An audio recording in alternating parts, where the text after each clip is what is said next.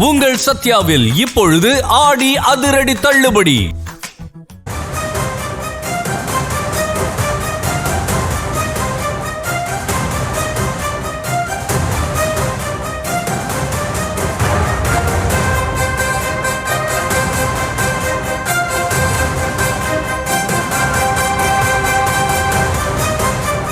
அண்மை செய்திகளை பார்த்து வருகிறோம். முன்னாள் அமைச்சர் செந்தில் பாலாஜி திருவல்லிக்கேணி காவல் நிலையத்தில் நேரில் ஆஜராகி கையெழுத்திட்டிருக்கிறார்.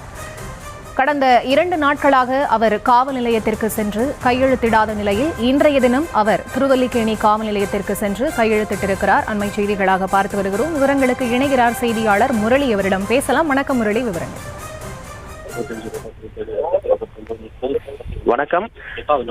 தமிழக வெற்றி கழகம் எம்எல்ஏக்கள் பேரம் பேசப்பட்ட விவகாரத்தில் முன்னாள் திமுக அமைச்சராக இருக்கக்கூடிய செந்தில் பாலாஜி மற்றும் அவருடைய சகோதரர் அசோக்குமார் ஆகிய இருவரும் திருவல்லிக்கேணி காவல் நிலையத்தில் கையெழுத்து போடுவதற்காக வருகை தந்திருக்கிறார்கள்.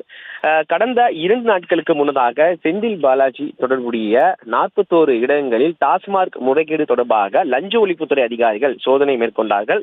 இந்த சோதனையின் பொழுது அவரால் நேற்றைய முன்தினம் திருவல்லிக்கேணி காவல் நிலையத்திற்கு வருகை தர முடியவில்லை. இந்த நிலையில் நேற்று முழுவதுமாகவே திருவல்லிக்கேணி காவல் நிலையத்தில் அவர் கையெழுத்து போடுவதற்காக வருகை தரவில்லை.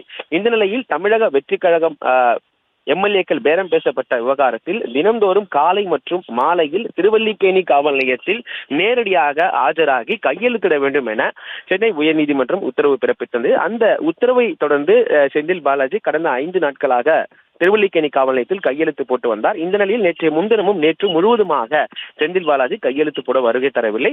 இதனிடையே இந்த டாஸ்மாக் முறைகேடு விவகாரம் தொடர்பாக செந்தில் பாலாஜி முதல் குற்றம் சாட்டப்பட்ட நபராக முதல் தகவல் அறிக்கையில் பதிவு செய்யப்பட்டிருந்தது.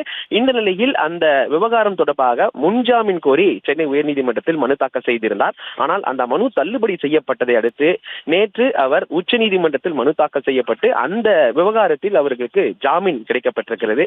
இந்த நிலையில் 2 வழக்கிலுமே அவருக்கு ஜாமீன் கிடைத்த காரணத்தால் தற்பொழுது செந்தில் பாலாஜியும் அவருடைய சகோதரர் அசோக்குமாரும் திருவல்லிக்கேணி காவல் நிலையத்தில் தற்பொழுது கையெழுத்து போடுவதற்காக வருகை தந்திருக்கிறார்கள். இந்த விவகாரம் தொடர்பாக தொடர் விசாரணைகள் நடத்தப்பட்டு வருவதாக திருவல்லிக்கேணி போலீசார் தகவல் தெரிவித்திருக்கிறார்கள். அது மட்டுமில்லாமல் டாஸ்மாக் முறைகேடு தொடர்பாக லஞ்ச ஒழிப்புத்துறை போலீசாரும் நேற்று 2 பேரை கைது செய்திருக்கிறார்கள். கைது செய்யப்பட்டு அவர்கள் நீதிமன்றத்தில் ஆஜர்படுத்தப்பட்டு சிறையில் அடைக்கப்பட்டிருக்கிறார்கள். அந்த விவகாரம் தொடர்பாகவும் தொடர் விசாரணைகள் நடத்தப்பட்டு வருவதாக காவல்துறை தரப்பில் இருந்து தகவல்கள் தெரிவிக்கப்பட்டிருக்கிறது.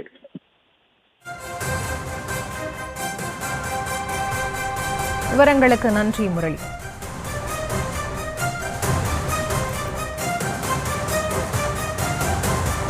உங்கள் சத்யாவில் இப்பொழுது ஆடி அதிரடி தள்ளுபடி.